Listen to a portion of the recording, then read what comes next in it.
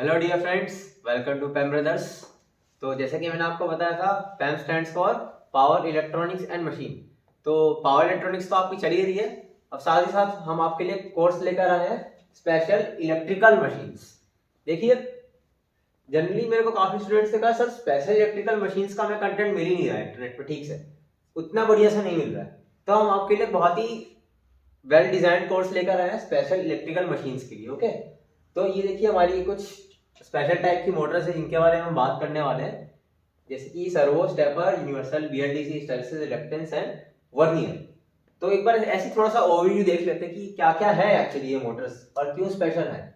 देखिए, जो servo Motors होते हैं, ठीक है, ये बहुत ही प्रिसाइज कंट्रोल्ड होते हैं। ओके, इनकी जो कंट्रोलिंग होती है, प्रिसाइज कंट्रोलिंग लिख देता हूं, है ना, प्रिसाइज कंट्रोलिंग।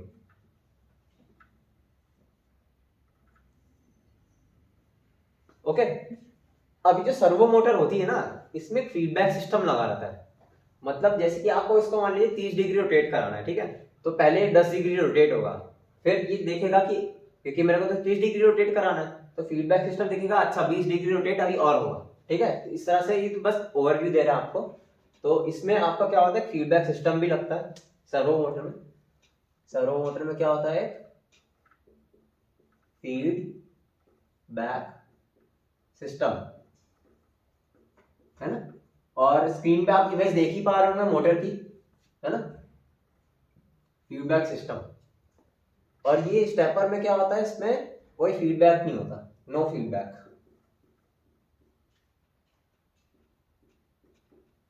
ठीक है, स्टेपर में। और इसमें क्या होता है, ये हमारा जैसे स्टेपर होता है स्टेप्स में चलता है हमारा, ठीक है। इसमें हमारे 3 टाइप के मोड होते हैं, जैसे कि एक होता है सिंगल फेज जिसको बोलते हैं फुल स्टेपिंग, एक होता है 2 फेज, ठीक है, एक हाफ फेज, एक और होता है जो आजकल काफी ट्रेंडिंग में है, जिसको होता है माइक्रो स्टेपिंग, जो कि हमारा माइक्रो कंट्रोलर्स की हेल्प से होता है। ओके, तो ये तो जस्ट इसका था हमारा सर्वो स्टेपर का एक तरह से ओवरव्यू। अब बात करें जैसे यूनिवर्सल मोटर है, तो ये जो यूनिवर्सल मोटर है इसमें खासियत क्या है कि इसको आप डीसी से तो चला ही सकते हो, साथ ही साथ आप इसको एसी से भी चला सकते हो, ये इसमें खासियत है। डायग्राम बाकी आप एक मोटर का मैं आपको दिखा ही सकता हूँ, आपको स्क्रीन में दिख रहा होगा कि कैसा हमारा यूनिवर्सल मोटर दिखता है ना। अब देखिए, अब बात करते हैं इसी की, हमारे बीएलडीसी मोटर है, इसको बोलते हैं हमारा, ये हमारा होता है ब्रशलेस डीसी मोटर्स। इसमें क्या होता है, हमारे हॉल सेंसर्स लगे रहते हैं पोजीशन डिटेक्ट करने के लिए, ठीक है, हॉल सेंसर्स लगे रहते हैं। इसमें फायदा ये रहता है कि हमारे इसमें ब्रश नहीं होते। ब्रश डीसी मोटर्स में क्या होता था कि ब्रशेस घिस जाते थे, है ना। तो अब क्या बीएलडीसी में ऐसा कोई चक्कर ही नहीं रहता, हॉल सेंसर की हेल्प से, मदद से, और जो हमारे पावर इलेक्ट्रॉनिक डिवाइसेस की हेल्प से इसकी कंट्रोलिंग बहुत आसान हो गई है। आजकल तो ये बहुत ट्रेंडिंग भी है थ्री व्हीलर इलेक्ट्रिक व्हीकल्स में, ओके, या फिर 2 व्हीलर इलेक्ट्रिक व्हीकल्स में भी काफी पॉपुलर हो चुका है। अब बात करते हैं जैसे कि हमारे बाकी ये 2 मोटर है, हिस्टैरिसीस मोटर और रिलक्टेंस मोटर। ये एक टाइप के होते हैं हमारे सिंक्रोनस मोटर। देखिए, सिंक्रोनस मोटर मतलब मान लीजिए मेरे पास कोई वो है स्टेटर, उसमें एक रोटेटिंग फील्ड होती है। अभी मैं आपको पूरा एक अगला आने वाला लेक्चर में आपको वही बताऊंगा, इंट्रो थोड़ा सा basics of rotating electrical machines and basics of synchronous machine, मैं एक लेक्चर पहला उसी का डालूंगा। तो आप बस जैसे कि ये मेरा सिंक्रोनस मोटर्स होते हैं हमारे, तो इसमें क्या होता है, आरएमएफ बनती है हमारी रोटेटिंग फील्ड, तो जो वो तो हो गया स्टेटर में जो बन रही है, तो रोटर भी इसी के स्पीड से घूमता है। तो कोई भी जो मेरा कोई भी मशीन है जिसमें रोटर फील्ड के स्पीड में घूम रहा है, तो उसको मैं सिंक्रोनस मोटर बोल सकता हूँ।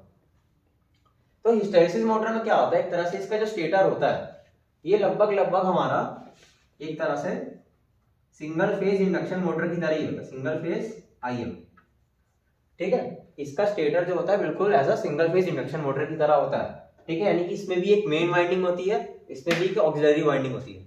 ओके, और इसका जो रोटर होता है ना, वो बनता है फेरोमैग्नेटिक मटेरियल से, यानी कि एक स्पेशल मटेरियल, मतलब स्पेशल नहीं, एक स्पेशल डिजाइन में हमारा रहता है फेरोमैग्नेटिक मटेरियल। इसमें कोई हमारी वाइंडिंग नहीं होती, कोई भी परमानेंट मैग्नेट्स नहीं होते। ओके, तो हिस्टैरिसीस मोटर जो है इसकी खासियत ये है कि इसमें जो रिटेंटिविटी होती है, रिटेंटिविटी, ठीक है, इसकी हिस्टैरिसीस मोटर की रिटेंटिविटी बहुत ज्यादा होती है।